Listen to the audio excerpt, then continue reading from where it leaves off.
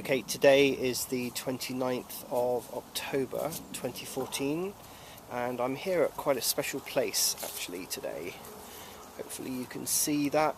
I'm here in Oxfordshire, north of Oxfordshire, and this is the Rollright stones. Ancient monument. I think they say it's something like 4,000 years BC. And across the way there, unfortunately when it's next to a road, so you can hear cars, I'm afraid.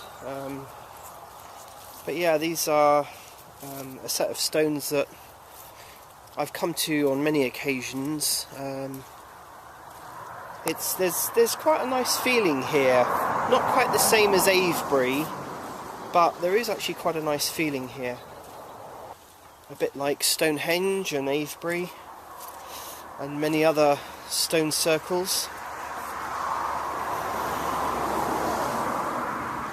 It's actually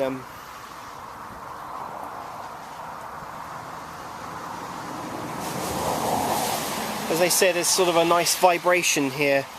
It's actually quite nice. It's a shame that it's so close to a road.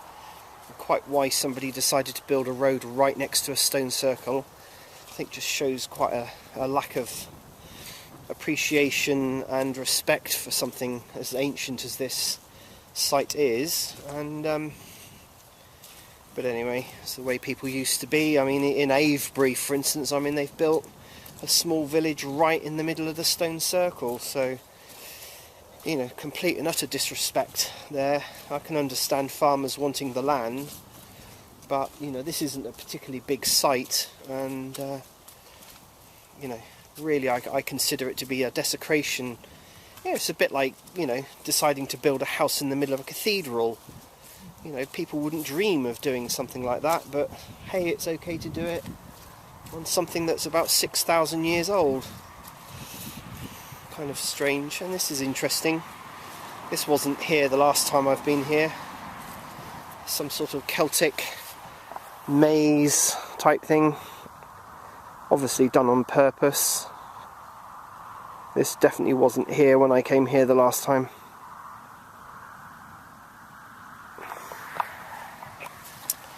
So, and they seem to have allocated a little bit more land for people to. This also wasn't here before. I vaguely remember there being a row of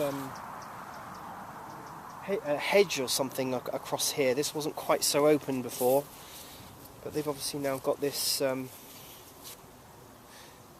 kind of Celtic circle design thing on here. I guess of the period, design of the period that this would have been in use. One of the I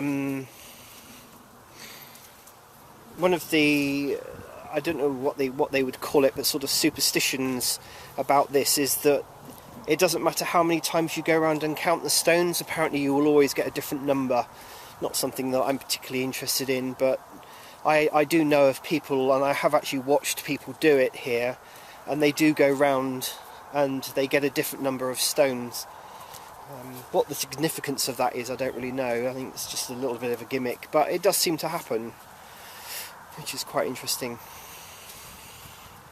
So, if you're ever in Oxfordshire and you want to come to Great Rollright, Little Rollright, Chipping Norton way, then yeah, highly recommend you come and have a look at the stones.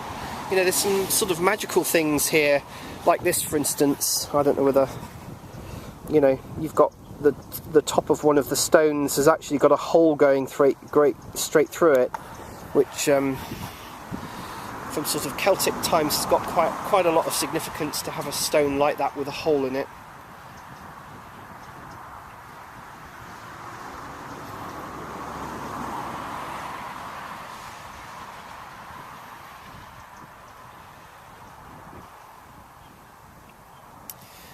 So yeah, that's it. I try to come here.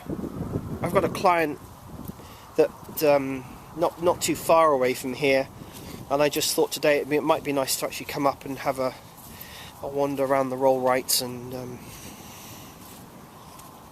I did a small sort of EVP session here, and you know, I don't know whether,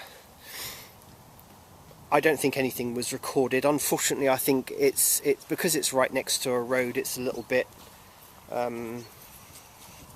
difficult, I think, to pick up EVPs when you're so close to a man-made thing. So there's something else I've just seen as well, another stone. Now, whether these holes have been purposefully done or not, they don't look like they've been purposefully done,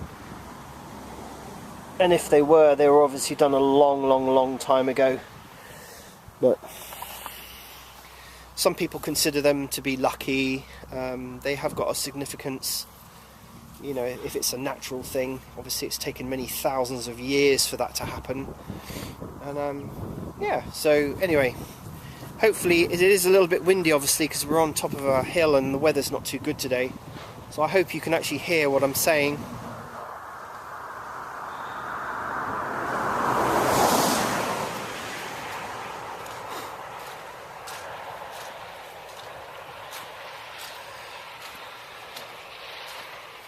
So we're now actually walking towards the King's Stone. I seem to actually have, sorry, obviously getting rain on this. So yeah, so being ceremonial, you know, an ancient sort of ceremonial circle, it would have been used for all sorts of things, really. And this is the King's Stone, which would have been sort of the main stone or pivot to the ceremonies, which is quite interesting.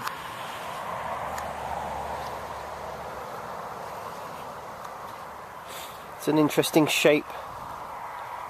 Apparently the stones are actually from around this area, so it's not unlike Stonehenge.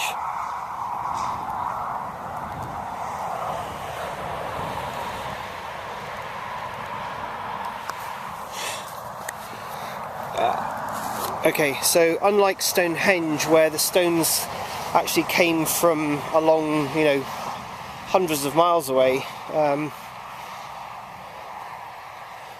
this is, you know, sort of local. This would have been a very local tribe or tribes of some sort that would have used the stones for ceremonial purposes. And I don't know whether these stones here have got any significance. They've always been here. The only thing that's actually mentioned is the Rollright stones and the King's Stone. So anyway, a bit of culture from Oxfordshire in the UK. Hopefully you found that useful. Obviously they've got a website that you can actually go on and find out a little bit more about the Rollright stones. But yeah, quite useful. Okay, thank you very much for watching.